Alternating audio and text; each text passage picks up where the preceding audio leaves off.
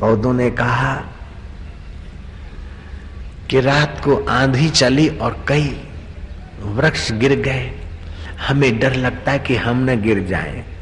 कोमल किरणों ने कहा, वत्स, वे ही पेड़ गिरे हैं जिन्होंने आंधियां नहीं सही, जड़ें गहरी नहीं जमाई। वो पेड़ अभी भी मौजूद है जिन्होंने आंधियां सही और जड़ें गहरी जमाई। तात, रात के तूफान से डरो मत, लेकिन सावधान हो जाओ कि इन आंधियों और तूफानों को सह सह के अपनी जड़ें जमाते जाओ, फिर तुम्हें कोई नहीं गिराता है। जीवन का पौधा साहस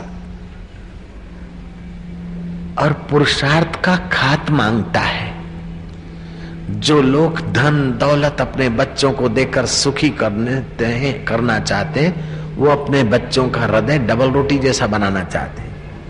अपने बच्चों को धन दौलत और फटाक से सत्ता और सुविधा मत दो, उनको विघ्न और बाधाओं में भेजो, ताकि विघ्न बाधाओं को चीरकर वे वीर बनकर जिए, फिर तुम्हारी संपत्ति संभालेंगे।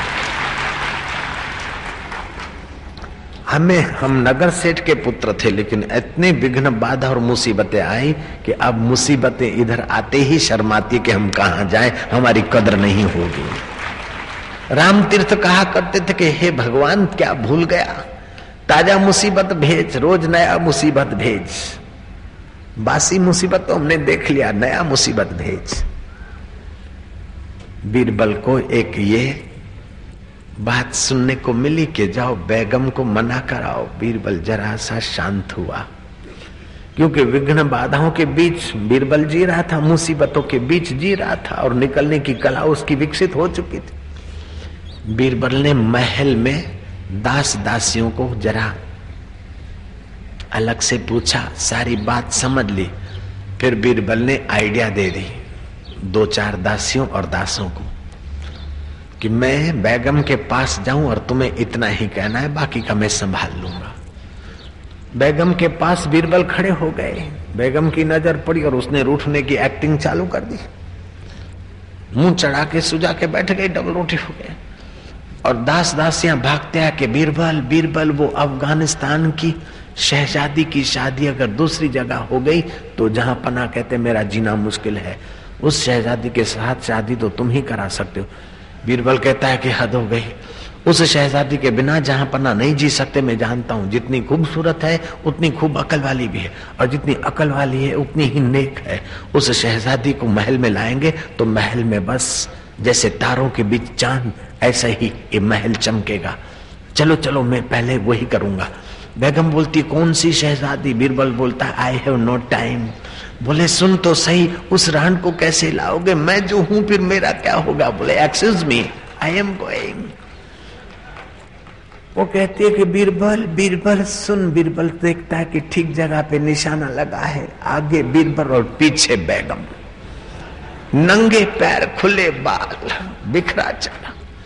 बीरबल जा रहा है और बेगम, ओ बीरबल सुन, उस रान को किसको ला रहा है? कौन सी शहजादी? ओ बीरबल जरा मान जा, बीरबल जिंदगी भर में रोती रहूंगी, बीरबल रुक जा, बीरबल रुक जा। बाजार के लोग हैरान हो गए कि बीरबल के पास ऐसा कौन सा कोहिनूर आ गया कि बेगम नंगे पैर पीछे जा रही है। चलते चलते जिसने कभी कारपेट से पैर नीचे नहीं रखा गिलम गालीचों से, वो नंगे पैर जा रही है। दाएं पैर के अंगूठे को थोड़ी सी पत्थर की ठोकर लगी और खून बह रहा है, धरती पर तिलक करती हुई जा रही है।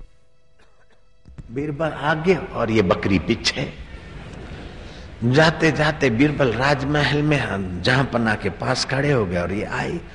कुछ भी करो, उस शहजादी को मत लाओ। ये अकबर बोलता है, क्या बात है? बीरबल, क्या है? बीरबल बोलता, क्या है? बस लाके खड़ी कर दी, देख लो।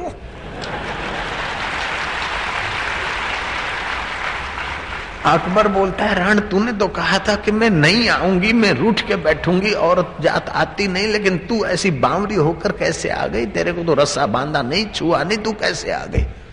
बोले, ऐसे ऐसे शहजादी को लाओगे, ये लाओगे, वो लाओगे। बोले, क्या बात तू कर रही है? बोले, बीरबल ने कहा। बीरबल बोलता है, कुछ भी हो, ला के रख दी। अकबर बोलता है, अभी ऐसे बुद्धिमान मंत्री को हटा कर क्या मैं राज्य को गंवाऊंगा? अपने से ज्यादा बुद्धिमान व्यक्ति के साथ दुश्मनी करना अपना सर्वस्व खोना है। राजीव गांधी ने जब वीपी सिंह को हटाया, मैंने अहमदाबाद में चालू सत्संग में कहा कि ये सौदा राजीव के लिए भारी हो गया। जयराम जी की बुद्धिमान व्यक्ति के साथ विरोध नहीं लेना चाहिए और जो अपनी गुप्त बातें जानते हो उनको कभी शत्रु नहीं बनाना चाहिए, ये नीति है।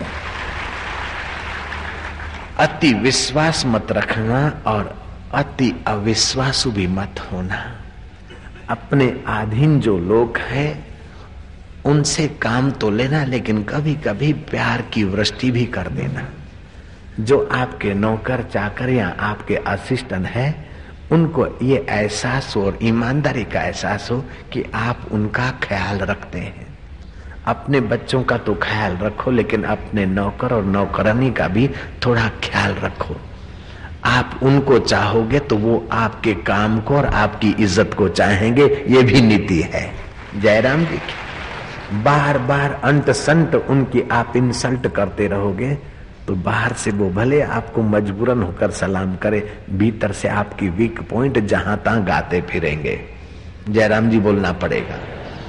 इसलिए सत्संग आपका सर्वांगी विकास चाहता है। जिसके जीवन में सत्संग नहीं और सब कुछ है, सत्संग नहीं है, वो आदमी अभागा तो जरूर है। जिसके जीवन में सब कुछ है